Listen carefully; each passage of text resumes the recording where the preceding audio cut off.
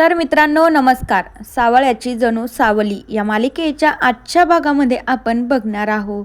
कार्यक्रमाच्या ठिकाणी सावळी, जगन्नाथ, अलका आणि सारंग सगळेजण येऊन पोहोचलेले असतात. सारंग मात्र येणाऱ्या इतर पाहुण्यांचं स्वागत करत असतो. थोड्या वेळानंतर सगळेजण आल्यानंतर प्रेक्षकही येऊन बसतात. तर आता गाण्याला सुरुवात करायची असती, पण भैरवी मात्र काही वेळेवर येत नसते. तिकडे जयंती आणि भैरवीचा प्लॅन होत असतो. तर सारंग म्हणू लागतो, थोडा वेळ थांबा, नक्कीच भैरवीजी येतील आणि मग यांच्यामध्ये जुगलबंदीचा कार्यक्रम चालू होईल.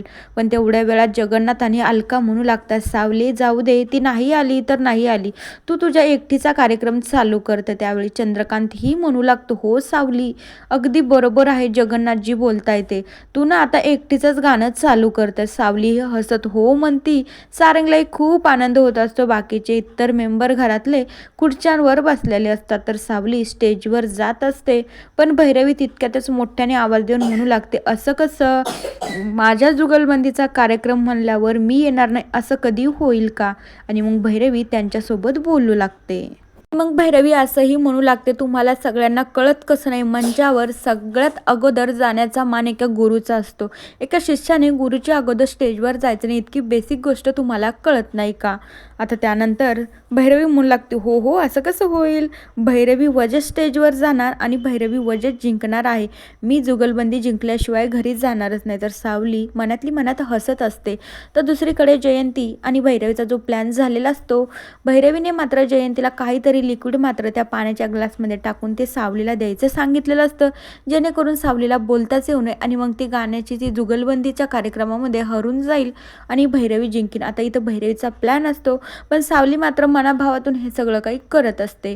तर दुसरीकडे भैरवी आणि सावली जेव्हा स्टेजवर जाता तेव्हा सावली म्हणू लागते, आशीर्वाद असू द्या माई, आज मी माझ्या गुरुसोबत एका जुगलबंदीच्या कार्यक्रमाला सुरुवात करणार आहे.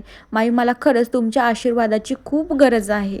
तर त्यावेळी भैरवी म्हणू लागते, आज तुला कसला आशीर्वाद देऊ मला कळतच नाही, चक्क आज तू तुझ्या गुरुलाच आव्हान दिलं आहे आणि दिलेलं आव्हान तू स्वतः स्वीकारलं पण आहे, तुला मी कसला आशीर्वाद देणारे आलीस ग? तर त्यावेळी सावली वाटून न घेता मात्र ती गाण्याच्या जुगलबंदीला चालू करतात. तर आता भैरवी आणि जयंतीचा जो प्लॅन असतो, जयंती मात्र त्या पाण्याचे ग्लास दोघींना पण घेऊन येते आणि ज्या ग्लासमध्ये ते लिक्विड टाकलेलं असतं तो ग्लास सावली समोर घेऊन जाते. म्हणू लागते, काय ग सावली, बघ इतक्या मेहनतीनं तुझ्यासाठी पाणी घेऊन आले, तहान लागली की हे पाणी पिऊन घे बरं का. आणि जयंती सावलीकडे बघून हसत असते. तर सावली हो म्हणते. तर त्यानंतर मात्र जयंती जेव्हा भैरवीकडे बघते तर भैरवी तिला खुणावते की मी सांगितलेलं काम केलंय का? तर जयंती तिला खुणावत सांगत असते की हो, तुम्ही सांगितलेलं माई, मी सगळं काय व्यवस्थित केलं आहे.